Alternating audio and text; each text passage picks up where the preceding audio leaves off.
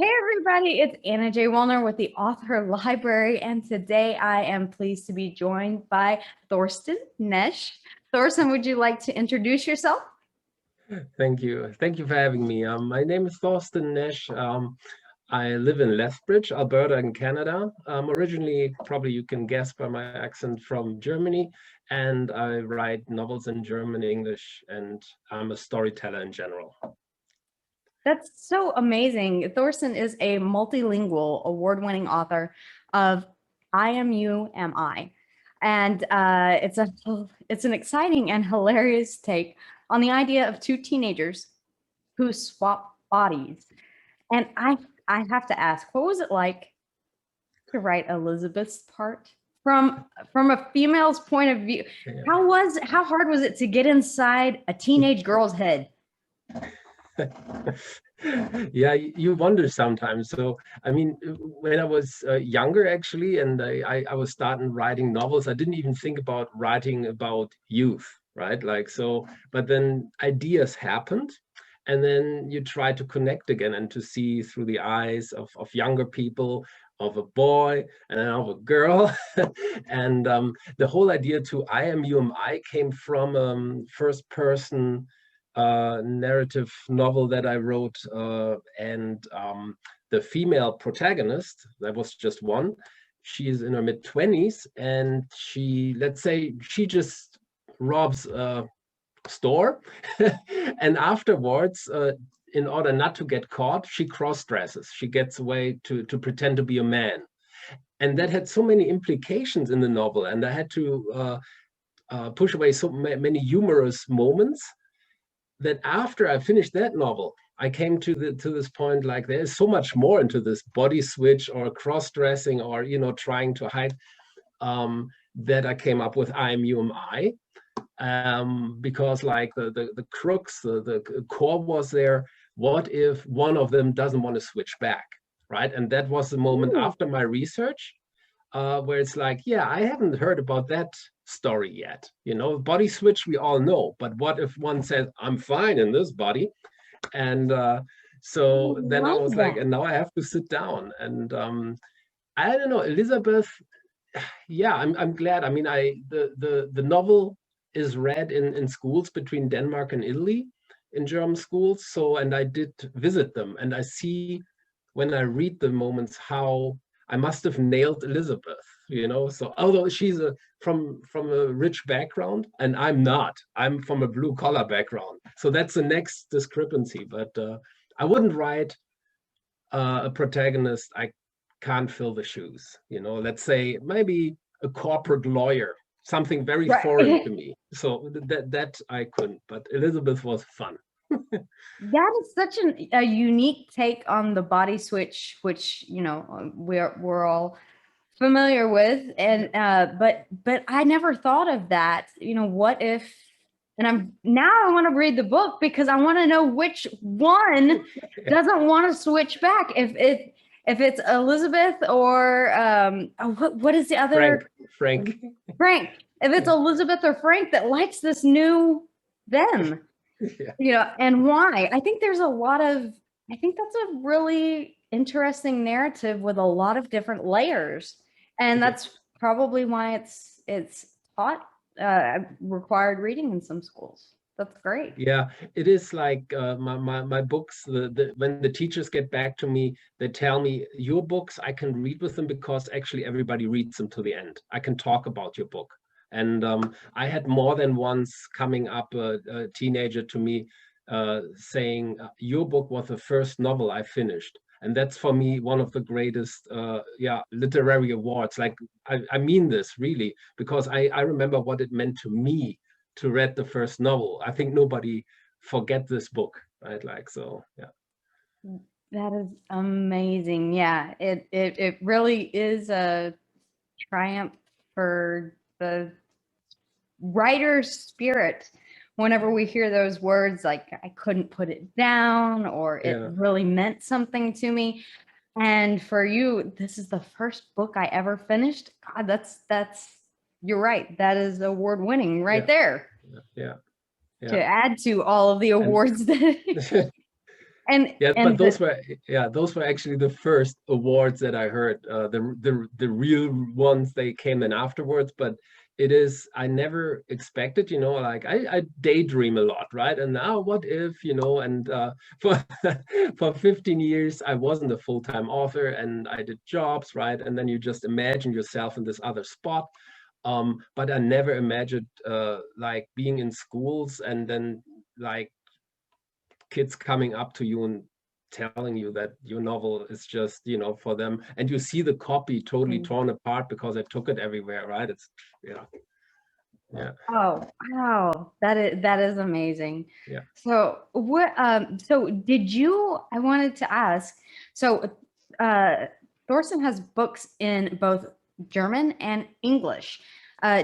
So you said that you are from Germany, so you grew up speaking German and then learned English? Yeah, so it was really classical.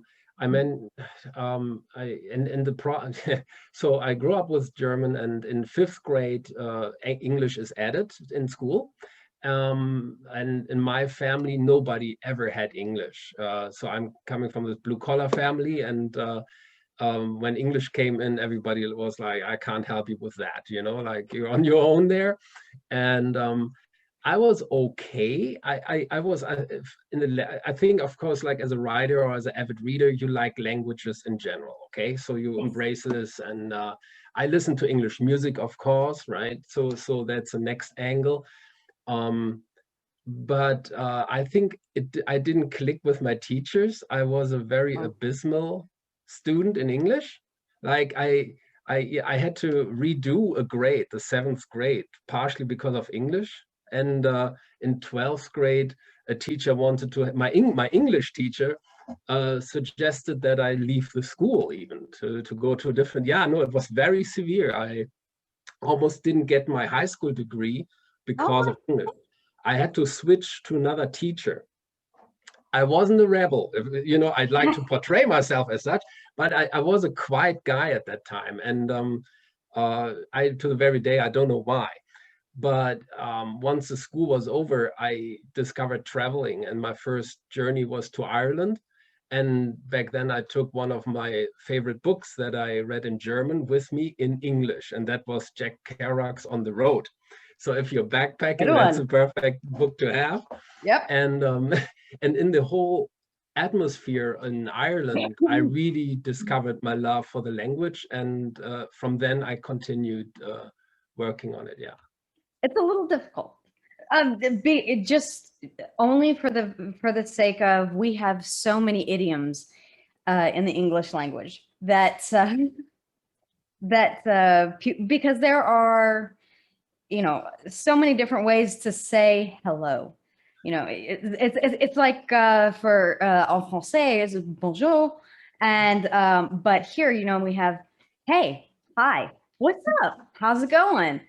You know, it's just hello itself has so many different connotations depending on how it's said, and you know what's in style right now. So Yeah. English is tough. English is tough. Yeah, what I found out, since I'm now writing in English as well since a couple of years, is you can learn the language and the words and the grammar, but what I'm missing is the cultural context.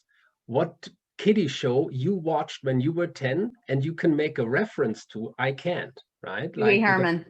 Yeah. So there will be always these spots where it's like maybe I'm involuntarily funny, or I say something where you would think like, oh, that's a quote from that, but it isn't because I never watched it in English, you know. So that is my only drawback when I think of like when I'm kind of worried where I'm at, right? Like, because that is hard to catch up with.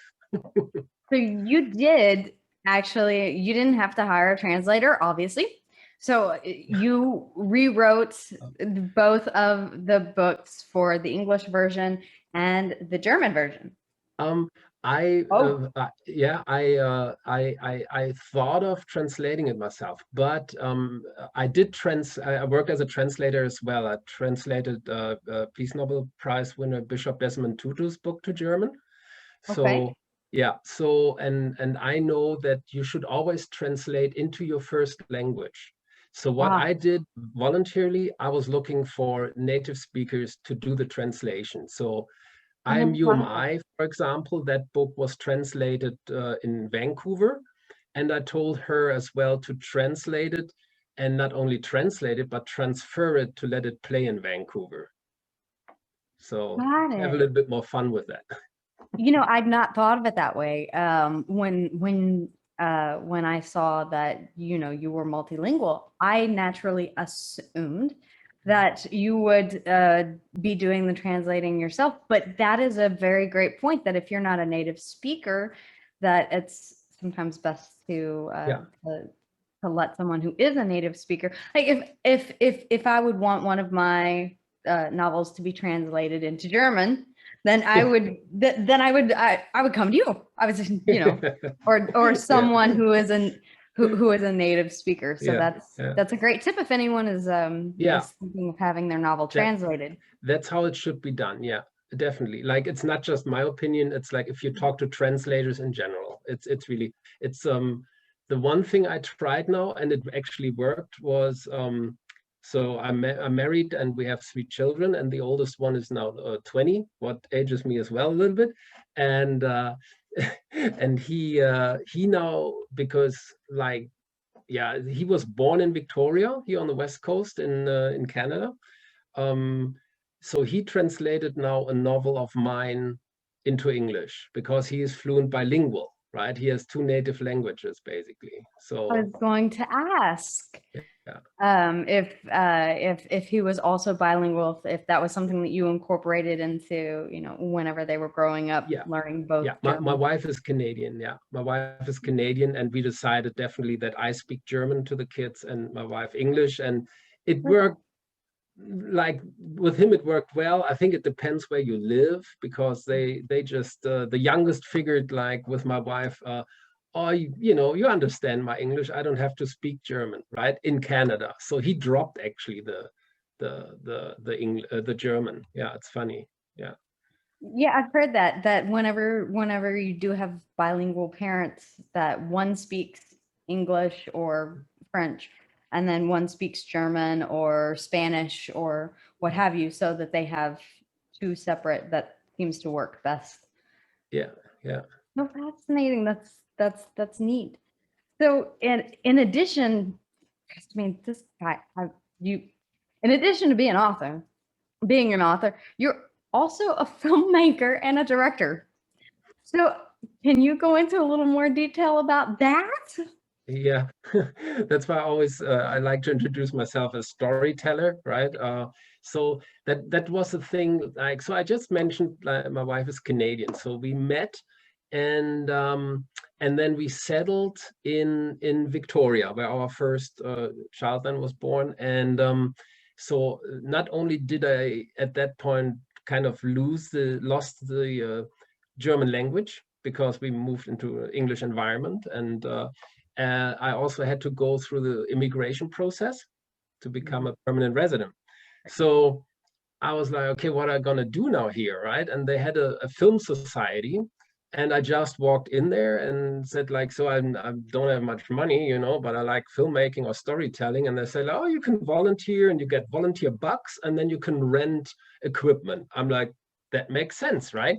So I did that extensively because I wasn't allowed to work for a year, right? So that's where I went. But I learned everything there about filmmaking, editing, and also story structure. And I say that was super formative years. In my interviews in Germany, I always said like I'm a German author, but I'm a Anglophone storyteller because the structures were always based in that. Um, and editing is what I call my third language because the art of editing and to know when to stop a scene uh, reflects in my novels as well. Like many reviews are, they're very film-like and fast-paced, and I think I attribute that to the fact that I know editing. When I learned that editing, and I was like, yeah, that's it, it's over. That next scene, right? So both of these things have really kind of translated into the other, and the way that, you know, you've incorporated some of that, some of the knowledge from the filmmaking industry into the novels, and then obviously being a storyteller first gave you the passion to pursue the filmmaking. So kind of a little bit of a symbiotic relationship there. Yeah, I could, how I phrased it once was, the lack of vocabulary I could balance with filmic and picture expression, right? So, and by doing that, you can take that again back to your being an author, to think more visual in your novel. That's also why I like radio plays. I have on public radio in Germany, they produced a radio play that I also wrote. And it's a great process. I love that as well, to just concentrate a story that you wrote as a novel in audio format, so you can't describe anything else. And you always take that back to writing a novel, your next novel. And speaking of which, is there anything that you're working on now? Yeah, I'm really fortunate. So what I also do since like many years, since 20 years, I apply for art grants, and I received the literary art grant of my province here of Alberta, from the Alberta Foundation for the Arts, to pursue a novel, basically from now, like last month to February, March next year, right? So Oh, wow. yeah, no, it's a very, I need a little longer in English because it's my second language. And half of the year I will just knit the language, right? Like to form. I write now a first draft. That's what I'm working on. And I document the whole process on my homepage in weekly blog posts. So, Awesome. yeah, no, it's really fun. Yeah. It's a dystopian novel. It takes place in the future. Yeah. I love dystopian tropes. And fantasy, urban fantasy. All of that is something that I really love. I'm not that big of a horror fan or a political thriller kind of fan. Yeah. I want to live. I want to live in a different world.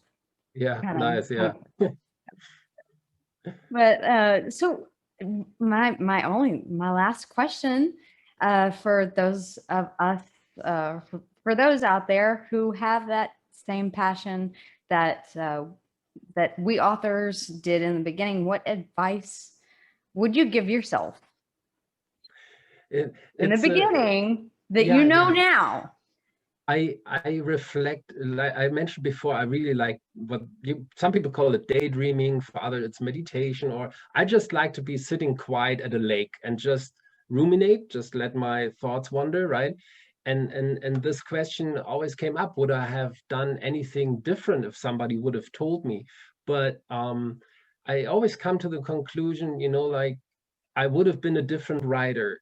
I would have had a different, and I like the way I write. I like my outlook and I like the techniques and everything. It took a long time, but I wouldn't change anything. I'm not actually regretting an hour or so. It was meant to be this way for me personally.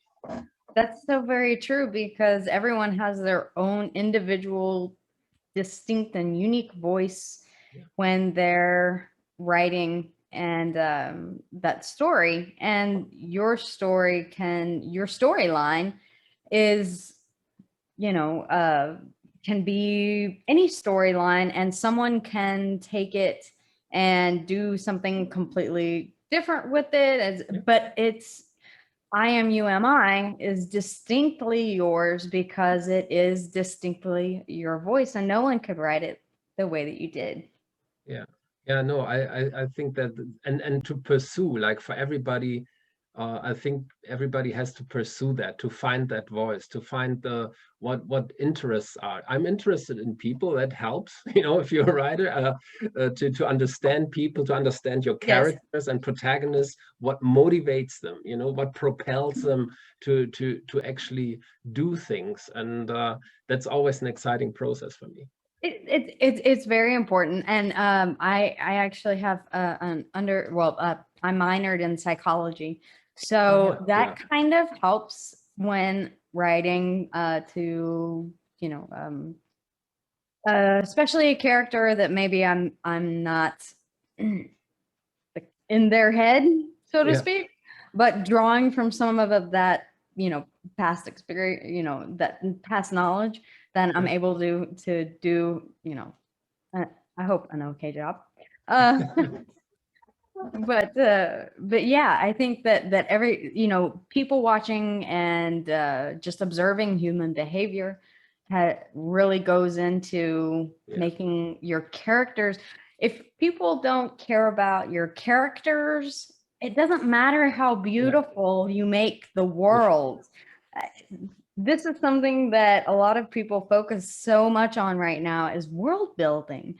Mhm. And but character development is, in my opinion, more important than the world building aspect, because if you don't care about the characters that are living in this beautiful world, then you're not that invested in the story itself, in their journey.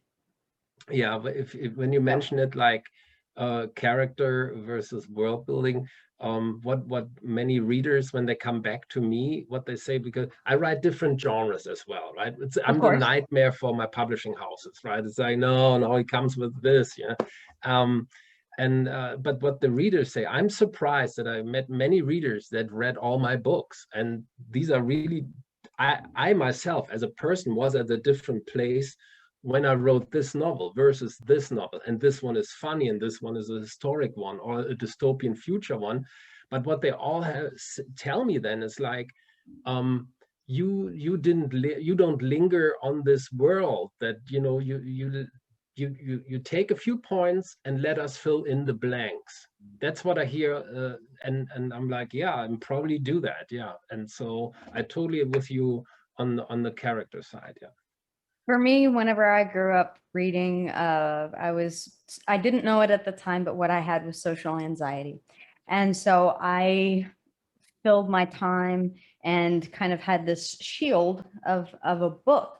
Yeah. And that's what I loved reading. That was the fun part of reading, is being able to take the words that were on the page and then build my own imagination around those words and Yeah. create that world for myself. Yeah, yeah. So So I said a couple of times for fun, like some books should be like almost like a world cultural heritage and should be forbidden to turn into a movie. So you have to read the book to have that effect, you know.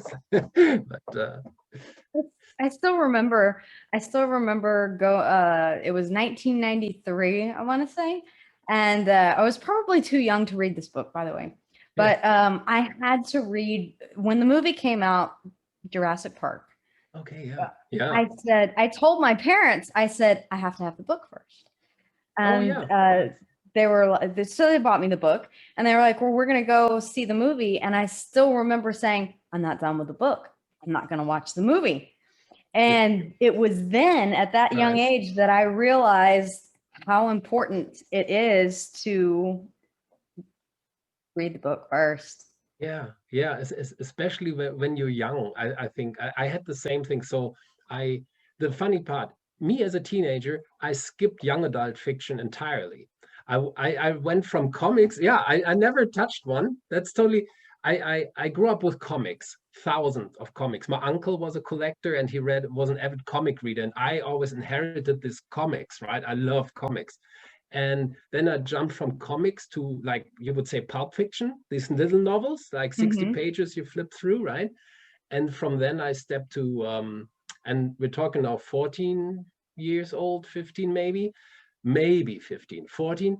So by that age, I jumped to Stephen King, like a great storyteller. And but then I flew through his books, and I was like, what can I read next? And back then you got those flyers at home, right? Like where, and I saw a book. I was like, oh, that's a book. That sounds interesting. That's The Godfather. I like to read that book. And I was, and my mom, and that was a great, yeah, exactly. That's the next thing. And but what I was fortunate, like I could read what I want. right? Like that was we had money for books because that goes a long way, the $20, right? Like until you through The Godfather. I would have been never allowed to watch that movie. Okay. Right. So, but to read the novel, The Godfather, I never went back to anything that was literature, right? Like we agree that that is literature, and for me that was a new standard. And then I started reading contemporary novels by 15 or something. Yeah. That's so funny that we have a lot of similarities. You've written what is essentially a young adult book in I Am You Am I. Yeah. And I did the same thing. So I became a YA. I read completely adult books when I was young. And then when I went to go write, it's like I decided I want to write the things I never read. I wanted to write YA. Yeah. You know. Yeah. We could have it easier. For me, it was it came from a novel, For a Spin. And I had the idea, and you know those ideas you carry around, but you're not, you know, it's not there. It's not there. And I was like, why doesn't it work? It's a great idea of what, you know, what if a young, I just said, if a couple steals a car and then it turns out it's a totally wrong car from the mafia, right?